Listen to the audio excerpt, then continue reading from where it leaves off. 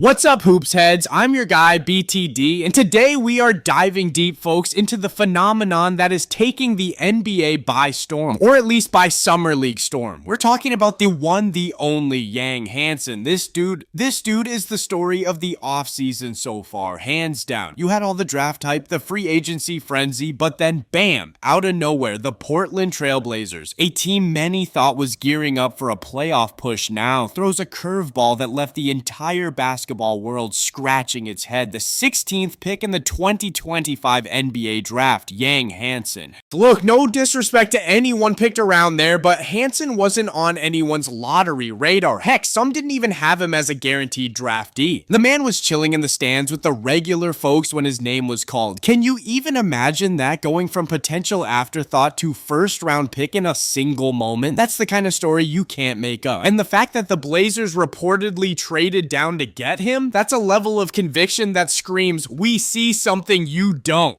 And what exactly do they see? Well, that's where things get really interesting, because the comparisons being thrown around aren't your run-of-the-mill, oh, he kind of reminds me of us, and we're talking about comparisons to the best player on the planet, the reigning, defending, three-time MVP, Nikola Jokic. Yeah, you heard that right. The Chinese Jokic is the nickname that stuck, and while it might seem like hyperbole, let's break down why it's actually got some serious foundation. First off, let's talk about the vision. For a guy his size, 7'1", Hansen sees the floor like a point guard in a center's body. We're talking about pinpoint passes, no-look dimes, finding cutters in tight windows that you didn't even know existed. He operates from the high post with a poise and an understanding of spacing that is genuinely rare for someone so young. You see him orchestrating the offense, directing teammates, anticipating those backdoor cuts, and delivering the ball with both precision and speed. It's not just making the pass. It's the how and the why that's so impressive. And it's not just pretty passes. This isn't some flashy playmaker who can't back it up. In the CBA, the Chinese Basketball Association, Hansen wasn't just good, he was dominant. We're talking about putting up serious numbers, points, rebounds, assists, the whole shebang. But here's the kicker. He also won Defensive Player of the Year while averaging nearly 3 blocks a game. A guy with Jokic-esque passing and defensive accolades in his league, that's a profile that should have had lottery teams at least intrigued.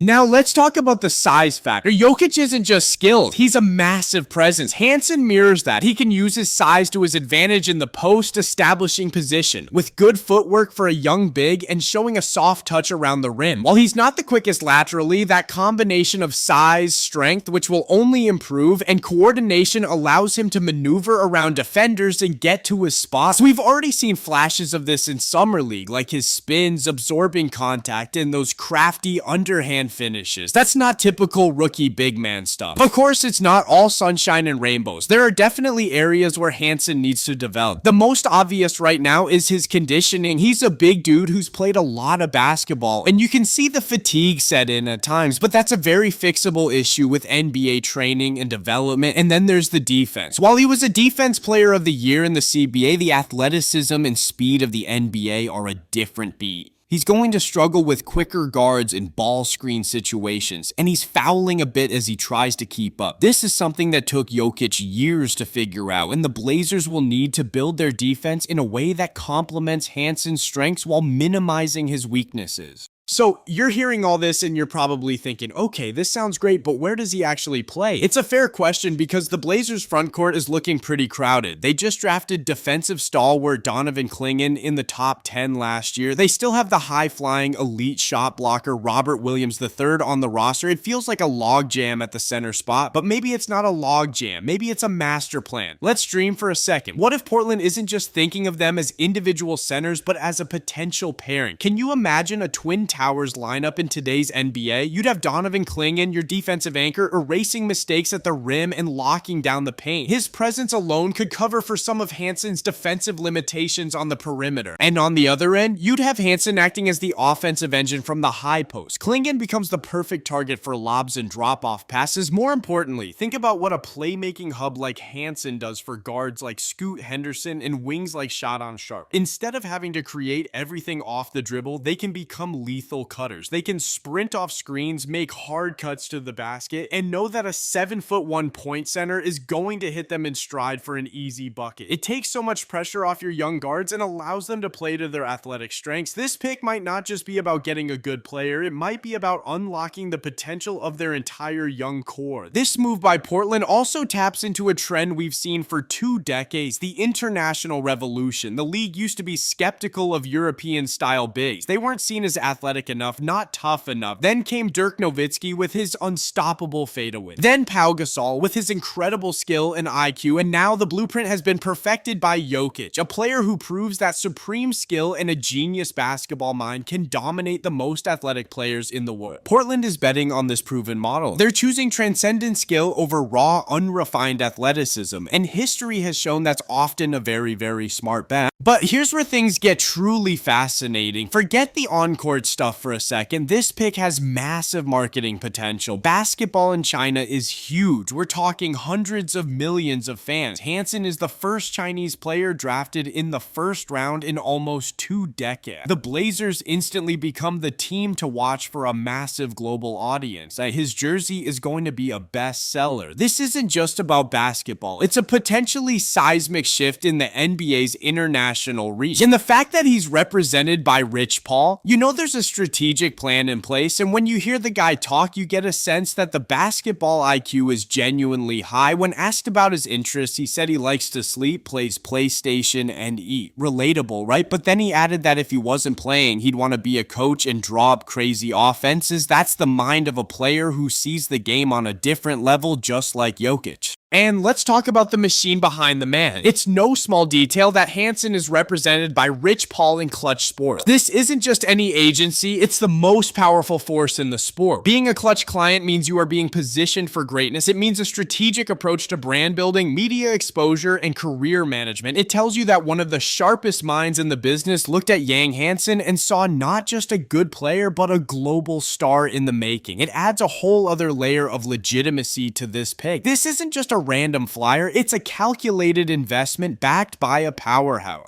Look, are we saying Yang Hansen is going to be the next Nikola Jokic? Let's pump the brakes a little bit. There's only one Jokic, a truly unique and transcendent talent. But the potential, the flashes, the skill set, it's all there. The Blazers took a swing, a big swing on a guy that almost everyone else overlooked. And you know what? I think it could be the steal of the decade. A player with this kind of potential combined with that massive international appeal. That's not a player who should have been available at pick 16. So what do you guys think? Did the Blazers pull off a stroke of genius? Is Yang Hansen destined for stardom? Should he have been a lottery pick all along? I want to hear your takes in the comments below. And hey, if you enjoyed this deep dive into the Yang Hansen hype train, make sure you smash that like button. It really helps the channel grow. And if you want to stay locked in for more NBA breakdowns, player profiles, and all the hoops news you can handle, don't forget to hit that subscribe button and ring the notification bell so you don't miss a single video. Thanks for tuning in to BTD. We'll catch you in the next one.